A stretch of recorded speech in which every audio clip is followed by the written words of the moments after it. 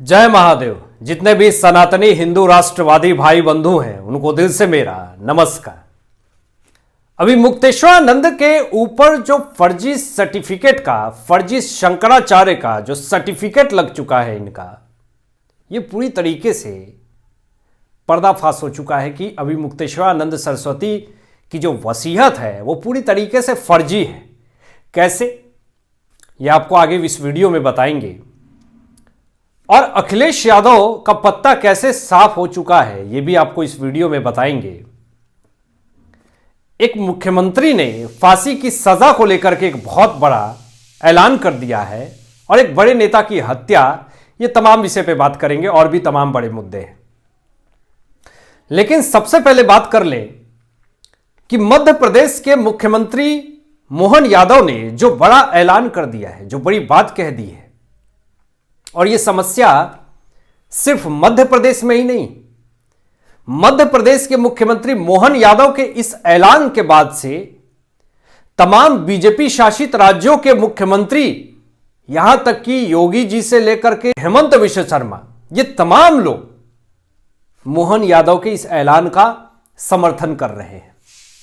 मोहन यादव ने स्टेटमेंट दिया दोस्तों कि धर्म अगर किसी ने बदलवाया, धर्मांतरण करवाया किसी सनातनी का, या फिर लव जिहाद के चक्कर में किसी का धर्म बदलवाया, तो सीधा फांसी की सजा मिलेगी। यह ऐलान मोहन यादव जी ने कर दिया है। और इस ऐलान के बाद से पूरे लिबरल, लिबरांडू, लेफ्ट सिस्टम, माओवादी, उग्रवादी, जिहादी, तमाम लोगों के पसीने छूटने शुरू हो चुके हैं। क्योंकि मोहन यादव ने यह भी कहा कि धर्मांतरण करवाते वक्त अगर पकड़े गए तो ऊपर से मारेंगे और सीधा नीचे तक ले जाएंगे और गिनेंगे भी नहीं कि कितना डंडा मारा। उन तमाम वामपंथियों के पसीने छूटने शुरू हो गए हैं दोस्तों। अब बात संभल की करते हैं।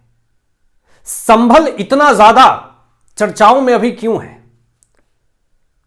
क्यों संभल के सीईओ अनुज चौधरी को लेकर के इतना बड़ा बड़ा बवाल और बखेड़ा शुरू हो रहा है?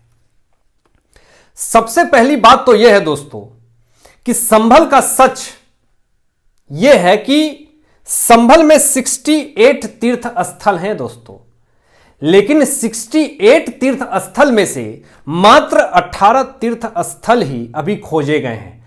अब सोच लीजिए कि 18 तीर्थ स्थल खोजे गए हैं, तब इतना उग्रवादी, जिहादी, वामपंथी सीना पीट रहे हैं।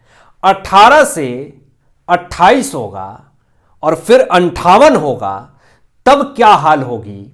अभी तो सिर्फ सीईओ संभल के अनुज चौधरी जी ने यह कहा कि जिनको होली से दिक्कत है, जिनको रंगों से दिक्कत है, वो बाहर ना निकले, और अगर बाहर निकलेंगे तो आपके पास दिल बड़ा होना चाहिए। कुछ लोगों ने लफंडर कहा, कुछ लोगों ने जान से मारने की धमकी तक दे दी। इनके पिता ने सरकार से अनुज चौधरी जी की सुरक्षा की मांग करी है। मतलब कि जो सनातन के फेवर में बात करेगा, जो हिंदू त्योहारों के बारे में बात करेगा, उसको जान से मार देंगे, जान से मारने की धमकी मिलती है। तो यह सच्चाई है दोस्तों। लोग कहते हैं भारत में कि मुस्लिम असुरक्षित है, अल्पसंख्यक खतरे में है, उनको डराया जाता है, धमकाया जाता है। संभल में हजारों पुलिस तैनात कर दिए गए हैं, हिंदू के पर्व त्योहार अच्छे से मने इसके लिए। तो सुरक्षा हिंदुओं को दी जा रही है। क्यों? जब अल्पसंख्यक से, मुसलमानों से दिक्कत है तभी तो। अगर मुसलमानों से दिक्कत ना होती तो फिर हजारों पुलिस संभल में क्यों तैनात करनी पड़ती? लेकिन इस मामले में न अभी मुक्तेश्वरानंद सरस्वती कुछ कहेंगे, न अखिलेश यादव कोई स्टेटमेंट देंगे। इससे पता चलता है इनकी दोहरी नीति। आपको बता दें, बड़ी खबर दोस्तों यह आ रही है कि संभल में मस्जिद को तिरपाल से ढक दिया गया है, और इससे बड़ा मिर्च लग रही है तमाम मुस्लिम समुदायों को। एक बड़ी खबर संभल से यह भी आती है कि बीजेपी के बड़े नेता की हत्या कर दी जाती है जहरीला इंजेक्शन देकर के। कुछ असुरक्षित महसूस कर रहे थे बीजेपी के बड़े नेता, और कुछ अपरिचित लोग उनसे मिलने आते हैं और मिलते मिलते एक इंजेक्शन दे दिया। उनको चक्करें आने लगी, और चक्कर आने लगा तो अपने परिवार को बीजेपी के बड़े नेताओं ने बताया कि ऐसी ऐसी दिक्कत है। हॉस्पिटल में जब ले जाया गया तो वहां पे पता चला कि जहरीला इंजेक्शन दे दिया गया है। यूपी में बीजेपी की सरकार है, लेकिन फिर भी बीजेपी के नेता सुरक्षित हैं। बीजेपी के नेता को जहरीला इंजेक्शन देकर के मार दिया जाता है, लेकिन फिर भी यूपी में अल्पसंख्यक असुरक्षित है। सिंपैथी कार्ड खेलना बहुत अच्छे से आता है अल्पसंख्यकों को।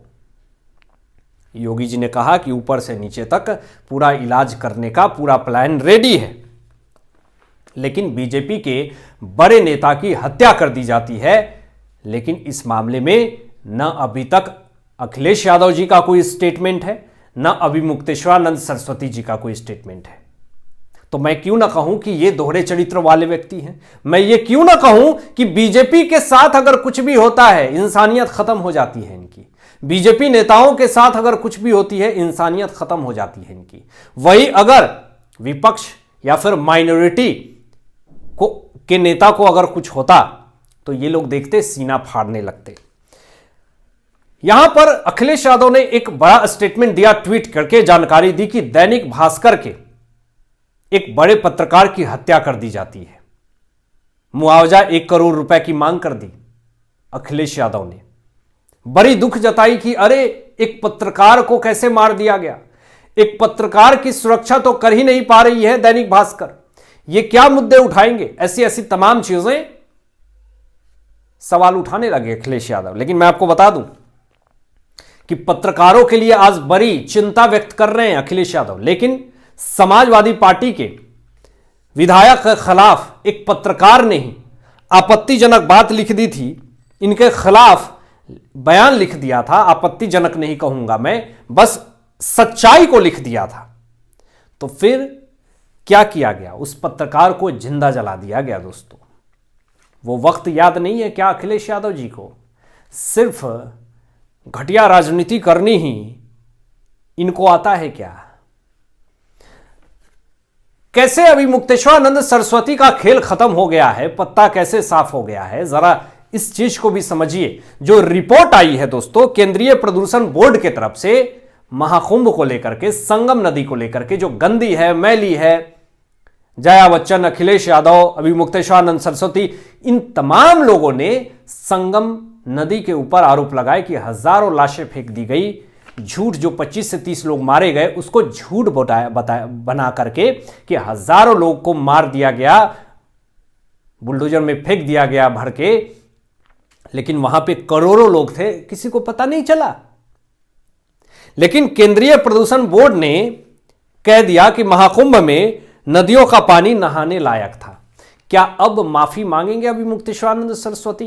क्या अखिलेश यादव जिस तरीके से संगम को मैली बता रहे थे, क्या माफी मांगेंगे अखिलेश यादव नरेंद्र मोदी जी से, योगी जी से? नहीं मांगेंगे। निचले स्तर की राजनीति अगर कहीं से आपको देखनी है तो वो समाजवादी पार्टी के नेताओं से आप जाकर के मिलिए। निचले स्तर की राजनीति ये करते हैं, दोहरा चरित्र के व्यक्ति हैं ये लोग। योगी जी के राज्य में अगर किसी महिला के साथ, अगर किसी युवती के साथ, अगर किसी लड़की के साथ अगर छेड़छाड़ हो जाता है, उसके साथ बदतमीजी होती है, तो योगी जी ऊपर से नीचे तक इलाज कर देते हैं। एक बड़ा एक्शन लिया गया दोस्तों। यूपी के गाजियाबाद के राजनगर सोसाइटी में एक लड़की के साथ छेड़छाड़ हो जाती है, धक्का मुक्की होती है, मारपीट होती है। वो लड़की यूपी पुलिस के पास जाती है और जाकर के कहती है कि देखिए हमारे साथ धक्का मुक्की हुई है, मारपीट हुई है। यूपी पुलिस ने 400 लोगों के ऊपर एफआईआर दर्ज कर लिया दोस्तों। किस राज्य में, किस विपक्ष के राज्य में, तेलंगाना में, कर्नाटक में आए दिन एक नाबालिग बच्ची के साथ रेप कर दिया गया, किसी के ऊपर एफआईआर दर्ज नहीं हुई। सिर्फ छेड़छाड़ और धक्का मुक्की हुआ, बस 400 लोगों के ऊपर एफआईआर दर्ज हो गया। अब सोच लीजिए, इसको लॉ एंड ऑर्डर कहते हैं। यह बीजेपी शासित राज्य है जहां पर ऊपर से नीचे तक इलाज किया जाता है। जो अभी मुक्तेश्वरानंद सरस्वती, अखिलेश यादव जिस तरीके से फुदक रहे हैं, इसका इलाज करने के लिए योगी जी दिल्ली जाकर के नरेंद्र मोदी जी से मुलाकात कर रहे हैं और मुलाकात करके तमाम विरोधी विपक्षियों का इलाज भी करने की बात कर रहे हैं। तो अभी मुक्तेश्वरानंद सरस्वती और अखिलेश यादव दोनों की जो सांठगांठ है, इसका पूरा भांडाफोड़ हो रहा है। आप क्या सोचते हैं इन तमाम विषयों पे? अपनी विचार व्यक्त कीजिएगा। मिलते हैं एक लेटेस्ट ब्रेकिंग न्यूज के साथ। तब तक अपना ध्यान रखें, ख्याल रखें। सत्यमेव जयते। जय हिंद, जय महादेव।